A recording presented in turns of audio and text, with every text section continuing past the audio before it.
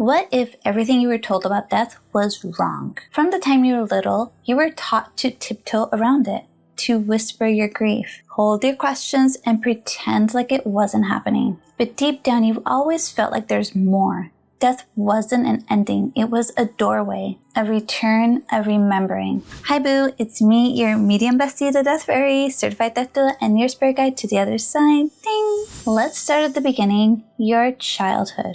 What were you taught about death? Was it whispered about in your family? Was it something scary? Or was it wrapped up in religious rules? My first memory of death was when my great-grandmother on my father's side had passed. I was around 10-ish, and I remember going to see her and not really feeling sad, feeling curious. Then I saw her body, and then all the emotions came over me that she's gone, right? Because that's what I was told. When you die, you're gone. If you're lucky, if you've lived a good life, your soul will go to heaven. If you've lived a bad life, your soul will go to hell. You know, that's a very Christian Catholic upbringing. And there's a lot of that good versus evil mentality behind it. So as a kid, I remember being like, I wonder where her soul will go, being curious. At the same time, I was connecting with my angels and guardian spirits, you know, and I believed in ghosts. So there was also that disconnect of like, I'm believing this,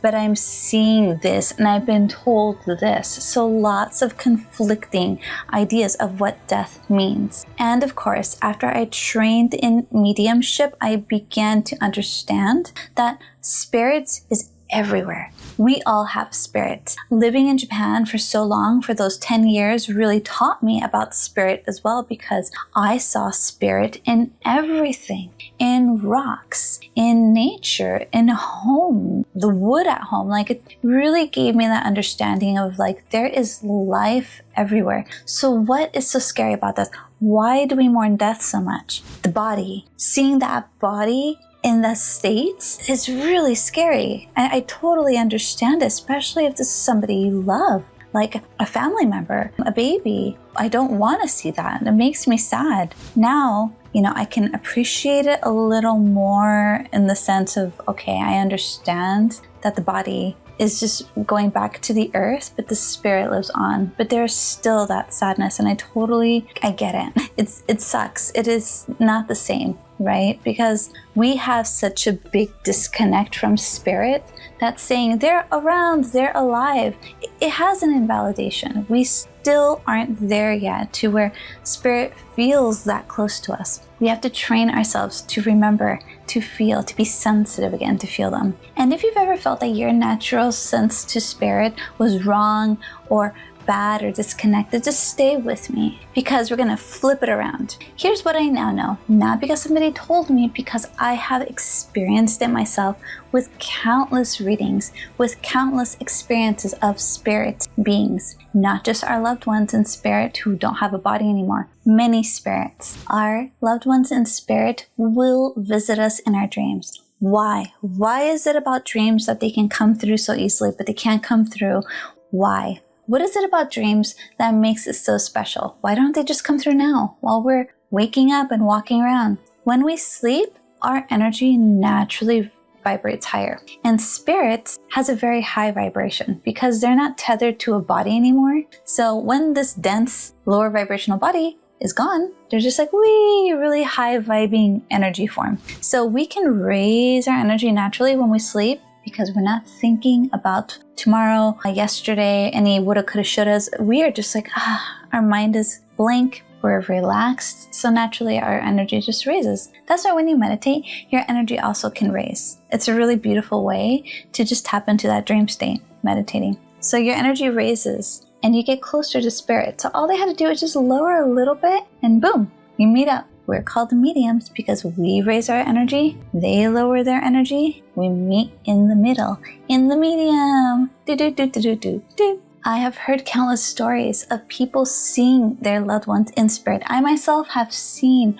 my loved one in spirit. When I had my ectopic pregnancy, emergency surgery, I was grieving in my bed that day that I lost my baby. the baby was taken out of the body, I saw sparkling lights and I felt her presence, and nobody can tell me I was wrong. It's my sacred experience that I cherish, and I know that was her reaching out.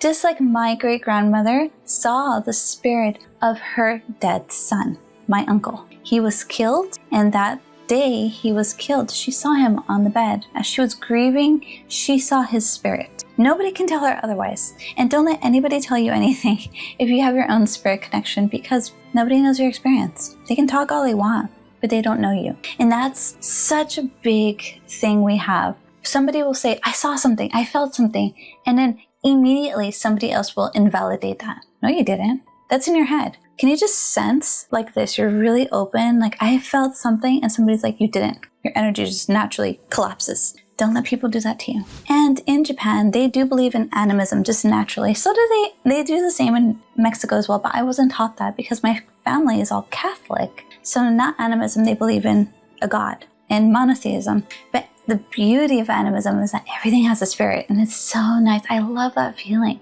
I love that feeling of respecting everything because everything has its own sentience. How beautiful is that? And I've taken that with me. And so just tapping into that really makes our space so much richer, so full. So have you ever had a dream of a loved one in spirit? Have they come to you feeling so real, and you hug them and it's like they never went away? It's like they're still here with you in body. Trust that. They work really hard to come into our dreams, just like we work really hard to connect with them. Cherish that moment when you feel it, when you get it. It's so healing and beautiful and just life-affirming. We live in a culture that wants to sterilize death. Funeral homes, hospitals, even language. We say words like passed away instead of saying they died. We treat it like failure, punishment, or something shameful. When my student died in Japan, and this is before I had my ectopic pregnancy, she was a little girl. She must have been like 10 years old at the time. When she died, just the quietness that happened, like people can't say she's gone. And it's so weird, like how do you navigate language? How do you offer condolences? What do you say for a little child who's died to their parent or to anybody who knew them intimately? Like it's so hard, and we're not taught this. We're thinking, oh shoot, I can't say the death word because that's offensive or that's going to trigger somebody. And in a way, yeah, it is, because we've made it like that. It's really tricky and it's not fair. That dead little girl who is not really dead is very much alive, right? The body's dead, but her spirit is loud. And she came to me that night that it was announced that she died. And she said, why is everyone crying? A little child's spirit is asking me, a medium who can see her and sense her, why is everyone crying? I'm right here. Like, what? She didn't understand. And that was just like a light within me. She didn't understand that everyone's mourning her death when she feels so alive and so free. We push death away, and with that we push away the wisdom that comes with the death, that enrichment. What if we didn't connect to the body death? What if we connected to the freedom of that spirit? We lose the ability to grieve together, to honor our ancestors, and to remember that love never dies. Think of this. If you weren't afraid of death, how differently would you live?